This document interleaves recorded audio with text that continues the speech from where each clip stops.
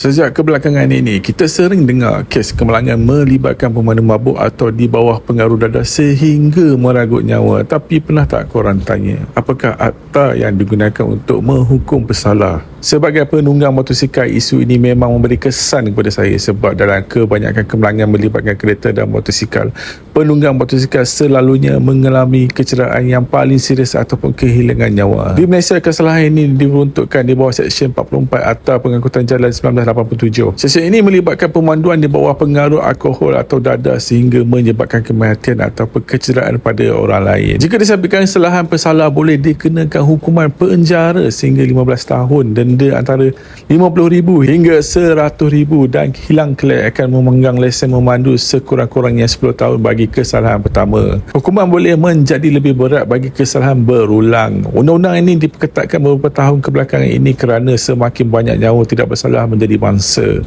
Memandu ketika mabuk atau di bawah pengaruh dadah bukan lagi dianggap kesalahan kecil, tetapi satu jenayah yang boleh membawa hukuman yang berat. Satu keputusan untuk memandu dalam keadaan mabuk atau di bawah pengaruh dadah boleh mengubah hidup ramai orang yang selama-lamanya. Jangan ambil risiko. Kalau tak mampu memandu, guna e-hailing atau minta orang lain hantarkan. Pada pendapat korang, adakah hukuman di bawah Seksyen 44 atau Pengangkutan Jalan 1987 ini sudah cukup berat ataupun patut diperketatkan lagi?